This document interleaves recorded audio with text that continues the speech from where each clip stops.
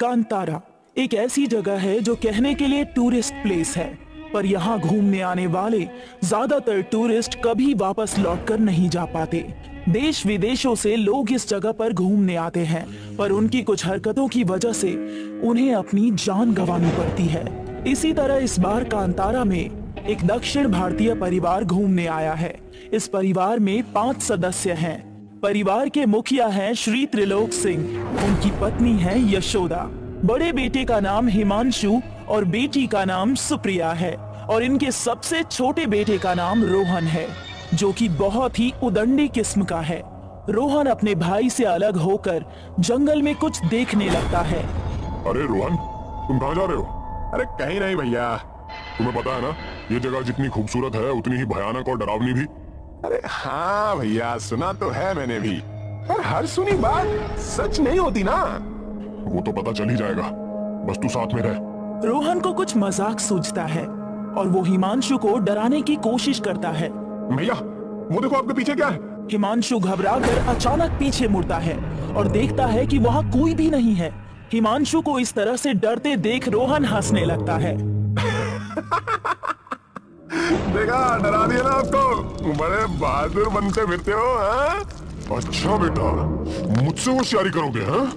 रुको, बताता हूँ तुम्हें, रुक।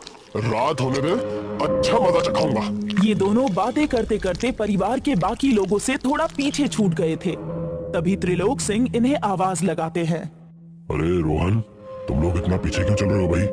आ जाओ, साथ में चलते हैं। अरे आ रहे हैं पापा, आप आगे चलिए, हम पीछे से आप ही को फॉलो कर रहे हैं। नहीं नहीं, सब साथ में जाएंगे, आ जाओ जल्दी। हिमांशु और रोहन बाकी सदस्यों के पास आ जाते हैं और अब ये लोग अंदर जंगल की तरफ जाने लगते हैं। कितना खूबसूरत जंगल है ना, चारों तरफ हरियाली ही हरियाली दिखाई दे रही है। हाँ, सचमुच बहुत खूबसूरत जगह है।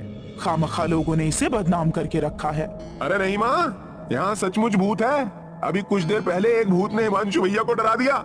हिमांशु, रोहन क्या बोल रहा है ये सब? हाँ माँ, एक भूत है जिसने मुझे डराने की कोशिश की, लेकिन मैं डरा नहीं, और वो भूत हमारे ही बीच में है। हिमांशु रोहन की तरफ देखने लगता है और हंसने लगता है। देखो, मजाक मत करो, इस तरह का मजाक सही नहीं है। माँ, ये जगह भूतों वाली बिल्कुल भी नहीं लगती। आप फालतू में डर रहे हो। ये देखो, यहाँ कोई भूत वूत नहीं है। रोहन जोर से चिल्लाने लगता है। कोई है? कोई भूत है क्या हमारे आसपास? कोई भूत है? अगर कोई भूत है तो सामने आओ। लगता है डरपोक भूत डरकर भाग गया। देखो रोहन, यहाँ पर इस तरह की कोई मस्ती नहीं। अरे माँ, ये भूत वूत सब बकवास है। देखना, इतना बुलाने पर भी नहीं आ रहा है, तो बिना बुलाए कैसे आ जाएगा? यार, तुम लोग बातें ही करते रहोगे या कुछ नया दिखाओगे भी? क्या देखना है तुम्हें? हा? मैं भूत देखना चाहती हूँ। अरे भूत तो यहाँ है ही नहीं, वो मुझसे डरकर भाग गया, डरपोक कहीं का। रोहन ये सब बात कर ही रहा था कि तभी धीरे धीरे जंगल में अंधेरा छाने लगता है।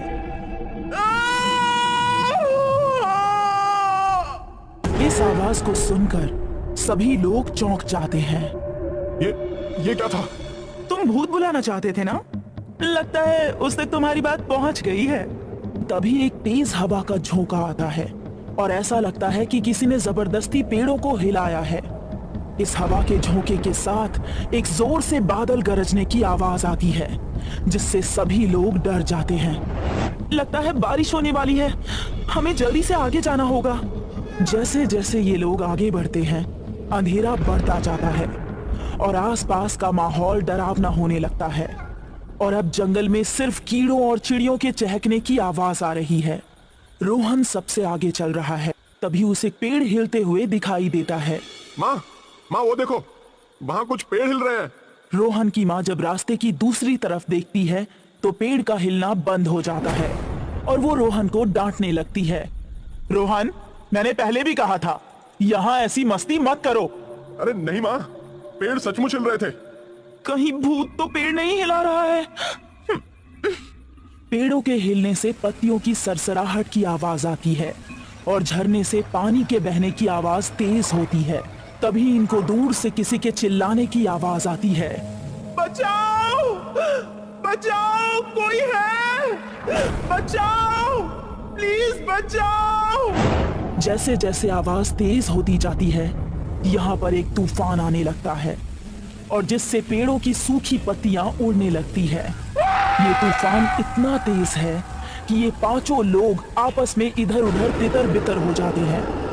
अचानक से वो तूफान थम जाता है और अब परिवार के सभी सदस्य अलग हो चुके हैं और जंगल में एक लड़की की आवाज सुनाई देती है जो कि बहुत जोर जोर से रो रही है। त्रिलोक सिंह अपने परिवार के लोगों को ढूंढने लगते हैं।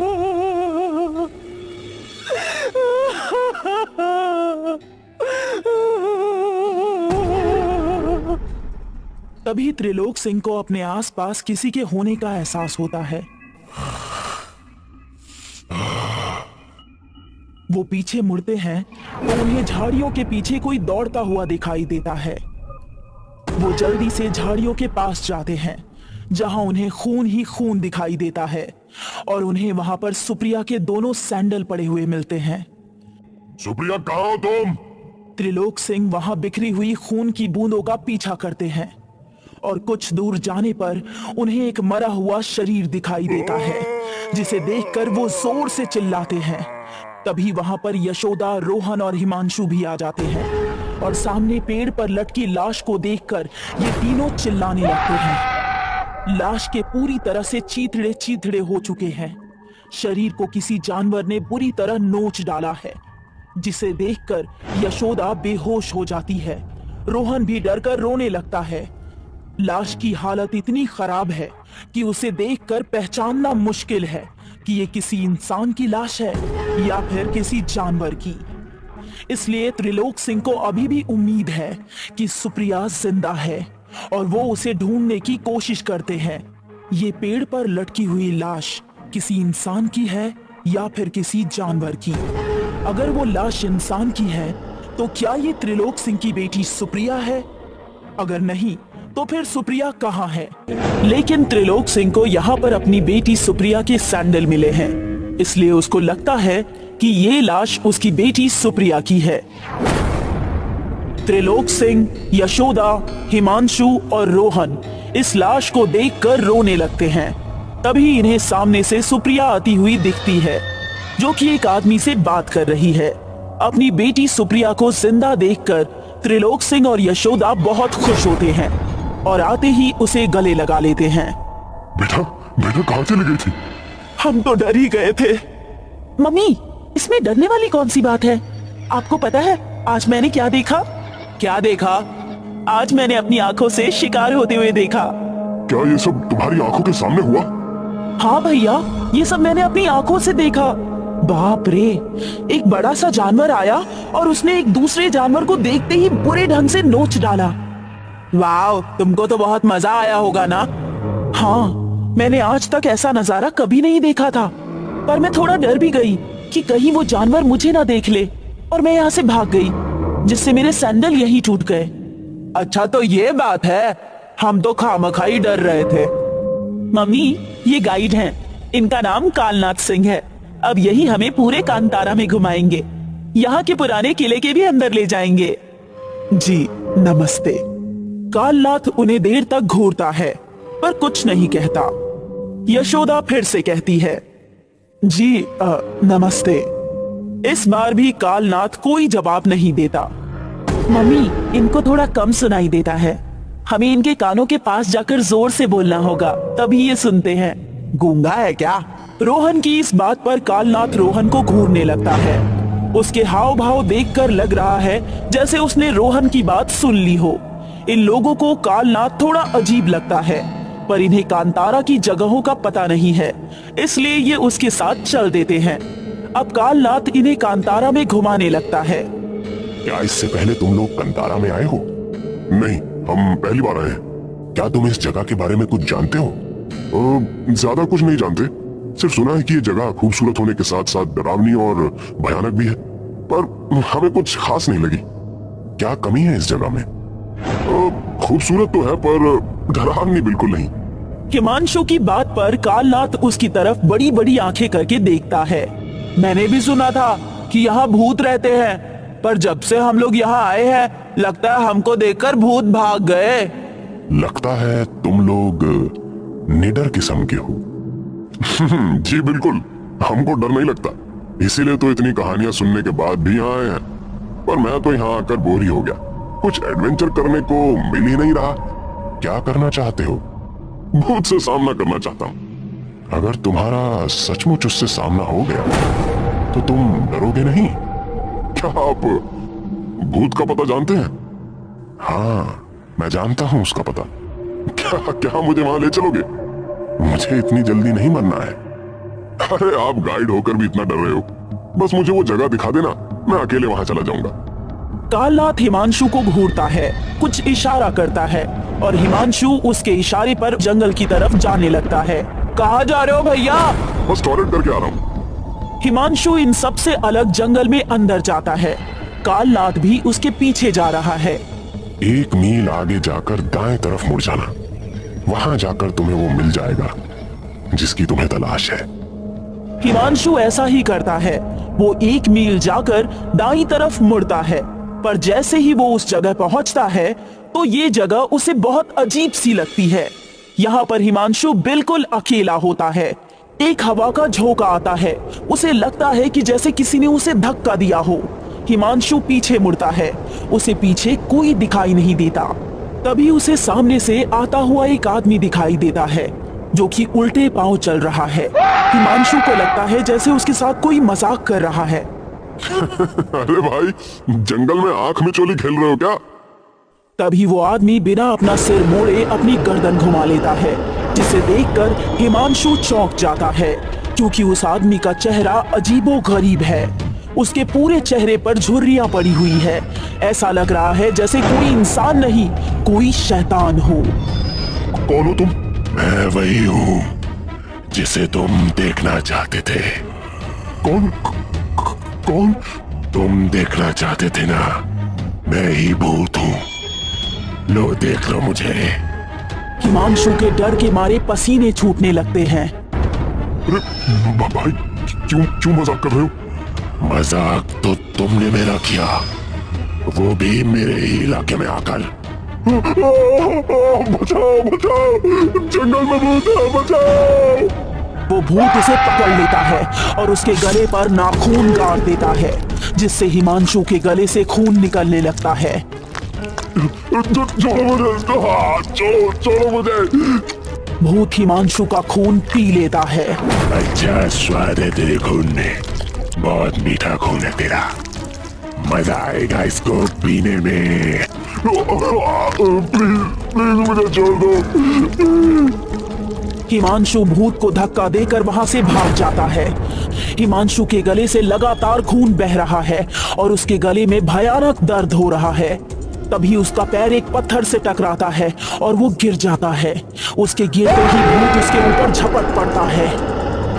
अब नहीं छोड़ूंगा, अच्छा गोश्त मिला है खाने को, तेरा मांस खाकर मैं आज अपनी भूख मिटाऊंगा।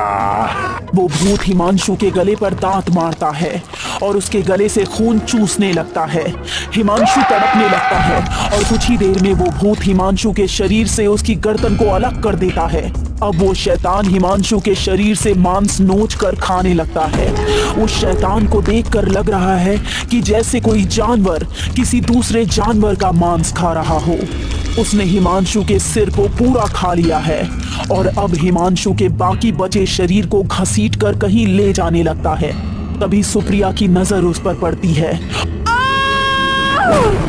क्या सुप्रिया ने उस शैतान का चेहरा देख लिया, या फिर सुप्रिया को यह पता चल गया कि वो जिसको नोच कर खा रहा था वो उसका भाई हिमांशु है? क्या ये शैतान सुप्रिया को और परिवार के बाकी सदस्यों को भी मार डालेगा? मम्मी, लगता है भैया कहीं खो गए हैं। हमें अलग अलग जाकर उन्हें ढूंढना चाहिए। हाँ, हम सभी को एक साथ जाने की बजाय अलग अलग दिशाओं में जाना चाहिए। आप 2 लोग दाईं तरफ जाइए और ये दोनों भाई बहन दाईं तरफ हिमांशु को ढूंढेंगे और मैं सीधा जाकर उसे ढूंढता हूँ। हाँ, यही सही रहेगा। मैं और दीदी दाईं तरफ जाते हैं और आप दोनों बाईं तरफ जाइए। त्रिलोक सिंह और उसकी दीदी जंगल की बाईं तरफ हिमांशु को ढूंढने लगते हैं, जबकि सुप्रिया और रोहन दाईं तरफ जाकर हिमांशु को आवाज लगा रहे हैं। हिमांशु भैया, कहाँ हो आप? हिमांशु भैया, हिमांशु भैया, कहाँ हो? क्या आपको मेरी आवाज सुनाई दे रही है? रोहन और सुप्रिया के देर तक आवाज लगाने के बाद भी उन्हें हिमांशु का कोई संकेत नहीं मिलता है। लगता है हिमांशु भैया हमारे साथ कोई मजाक कर रहे हैं। नहीं, मम्मी ने इस जंगल में ऐसा मजाक करने के लिए मना किया था ना। मम्मी की बात, और वो भी हिमांशु भैया मानेंगे? बिल्कुल नहीं। तुम्हें तो पता ही है ना कि उन्हें मजाक करने की आदत है। अगर भैया मजाक कर रहे हैं तो मम्मी उन्हें बहुत डांटेंगी। पता है मम्मी और पापा कितने परेशान हैं। हम लोग यहाँ घूमने आए हैं, अगर मस्ती नहीं करेंगे तो फिर यहाँ आने का क्या मतलब? हाँ हाँ ठीक है, मस्ती करने ही आए हैं, पर एक साथ एक जगह पर रहकर मस्ती करते हैं ना। ये क्या अलग अलग जाकर दूसरों को परेशान करना भी तो ठीक नहीं है। अगर भैया मिलेंगे तो उन्हें खूब डांटेंगे। सुप्रिया और रोहन दोनों जंगल में आगे की तरफ बढ़ रहे थे, पर उन्हें हिमांशु का कुछ भी पता नहीं चल पा रहा था। हिमांशु भैया हमेशा परेशान ही करते हैं। अच्छा खासा हम लोग किला देखने जा रहे थे और अब किला देखने के बजाय उन्हें ढूंढना पड़ रहा है। रोहन को झाड़ियों के पीछे कुछ दिखाई देता है। अरे वो देखो, झाड़ियों के पीछे क्या है? सुप्रिया झाड़ी के पीछे देखती है, जहां उसे कुछ पौधे हिलते हुए दिखाई देते हैं। लगता है कोई जानवर है। कौन सा जानवर? मुझे क्या पता बुद्धू, मैंने थोड़ी ना देखा है उसे। दीदी मुझे उस जानवर को देखना है। नहीं, वो खूंखार जानवर भी हो सकता है। अगर उसने हम पर हमला किया तो? रोहन झाड़ियों की तरफ जाने लगता है। नहीं, वहां मत जाओ, यहीं से देखते हैं वो कौन सा जानवर है। तभी झाड़ियां तेजी से हिलने लगती है, जिसे देखकर रोहन चिल्लाने लगता है। देखो वो आ गया। चिल्लाओ मत, चुपचाप बैठे रहो। ये दोनों देखते हैं कि पेड़ों के पीछे कालनाथ है। कालनाथ को देखकर इनका डर खत्म हो जाता है और ये दोनों चैन की सांस लेते हैं। आपने तो हमें डरा ही दिया था। क्यों? मैंने ऐसा क्या किया? आप झाड़ियों को हिला रहे थे, मुझे लगा कोई खूंखार जानवर है। मुझे लगा कि कहीं तुमने भूत को तो नहीं देख लिया। इस जंगल में भूत को छोड़कर सब कुछ है, बस एक वही नहीं है। ऐसा नहीं कहते बच्चे, ये जंगल बहुत डरावना और भयानक है। हमें तो नहीं लग रहा। हाँ, जंगली जानवर जरूर है। जंगल में एक तालाब है जिसके किनारे भूत नहाने के लिए आते हैं। क्या आप भी मजाक करते रहते हो? नहीं, मैं मजाक नहीं करता। उस तालाब में सचमुच भूत आते हैं। अच्छा तो ये बात है। अगर मैं उस तालाब में एक डुबकी लगा लूंगा तो बेचारे भूत डरकर भाग जाएंगे। रोहन के मुंह से ये बात सुनकर कालनाथ गुस्से से उसकी तरफ देखता है। क्या हुआ? आप मुझे ऐसे क्यों देख रहे हो? क्या तुमको ये सब मजाक लगता है बच्चे? जब तक अपनी आंखों से नहीं देखा तो मजाक ही लगेगा ना। ठीक है फिर, अगर तुम्हें अपनी आंखों से भूत देखने का शौक है तो जाओ तालाब के पास, चले जाओ, वहां तुम्हारी ये ख्वाहिश भी पूरी हो जाएगी। रोहन और सुप्रिया तालाब की तरफ जाने लगते हैं। कालनाथ उन्हें घूरने लगता है। ये दोनों तालाब पर पहुंच जाते हैं।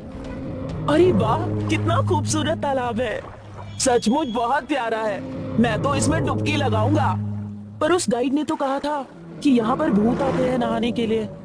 अरे यार, वो गाइड पागल है। एक तो उसको सुनाई नहीं देता, ऊपर से बेफिजूल की बातें करता है।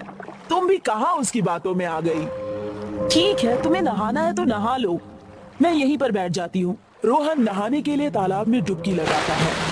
रोहन नहा ही रहा था कि तभी अचानक से बादल गरजते हैं और बिजली चमकने की आवाज आती है। आसमान में काले बादल छा जाते हैं और चारों तरफ अंधेरा हो जाता है। रोहन नहाने में मग्न है। तभी पानी के अंदर कोई उसका पैर खींचता है। कौन है? छोड़ो, छोड़ो मेरा पैर। उस तालाब से साया ऊपर आता है और उसे देखकर रोहन डर जाता है। कौन हो तुम? मैं वही हूँ प्यारे बच्चे जिसे तुम देखना चाहते थे। भूत रोहन की टांग पकड़ लेता है और उसे अपने मुंह में डालकर चबाने लगता है। रोहन के पैर से खून निकलने लगता है और वो खून धीरे धीरे तालाब के पानी को लाल कर देता है। सुप्रिया ये देखकर घबरा जाती है। वो रोहन को बचाने की कोशिश करती, पर तब तक वो भूत रोहन को आधा खा चुका था। सुप्रिया यहाँ से भागने में ही अपनी भलाई समझती है। दूसरी तरफ त्रिलोक सिंह को जंगल में एक बूढ़ा आदमी मिलता है। बाबा, बाबा, क्या आपने इस जंगल में किसी लड़के को देखा है? मेरा बेटा कहीं कहीं खो गया है। मैंने तो किसी को नहीं देखा, और अगर हाँ वो अकेला गया होगा तो भूत उसे नहीं छोड़ेगा। क्या यहाँ सचमुच भूत है?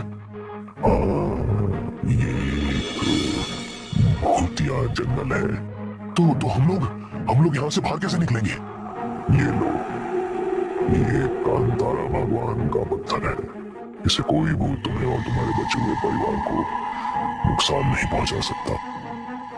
धन्यवाद बाबा।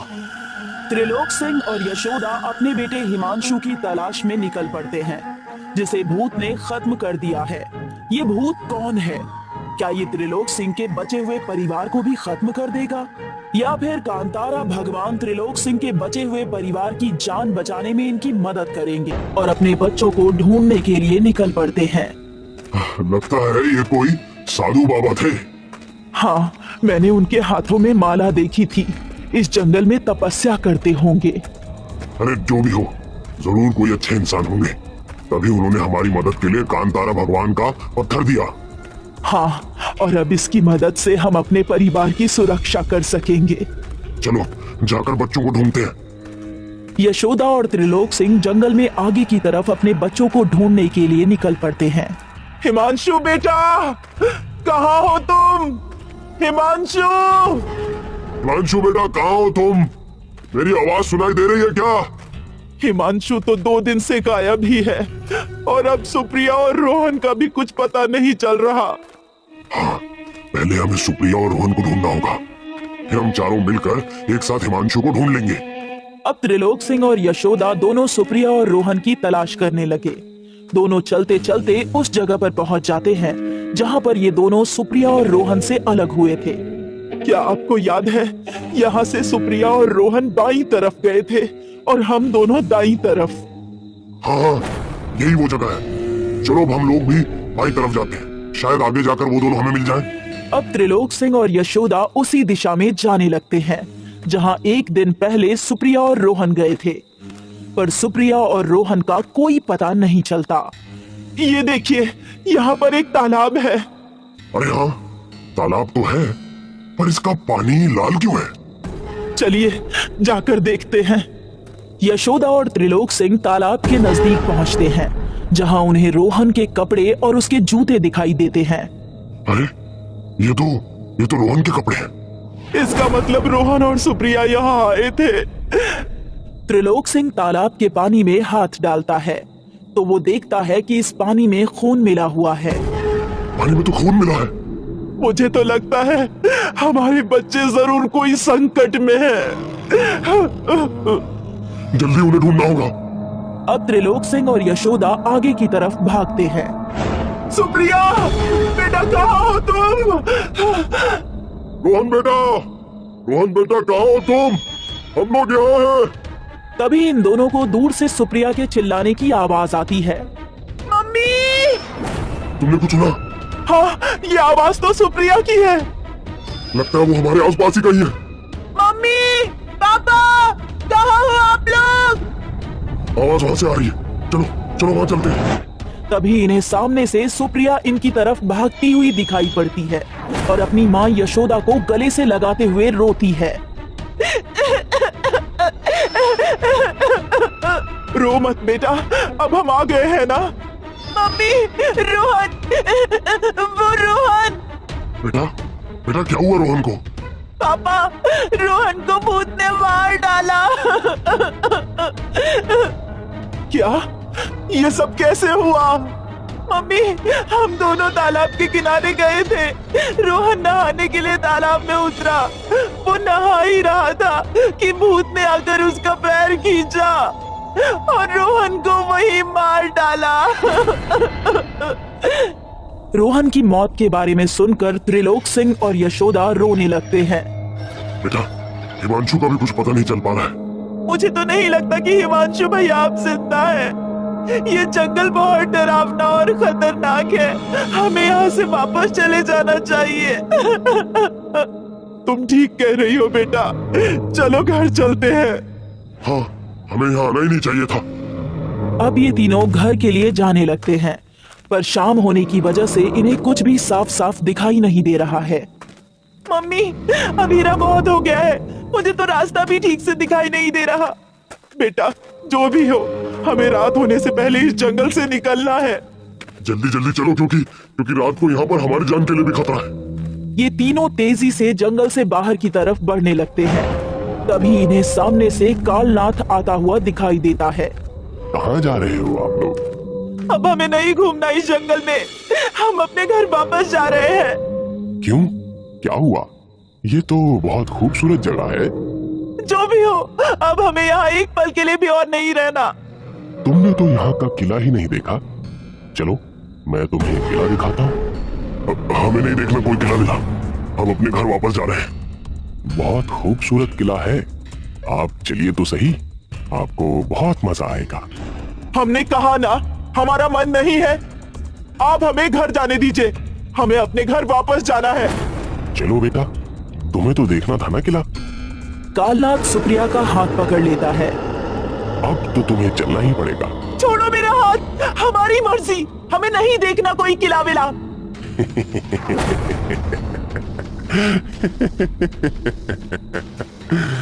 तुम्हारी मर्जी इस जंगल में नहीं चलेगी बच्ची।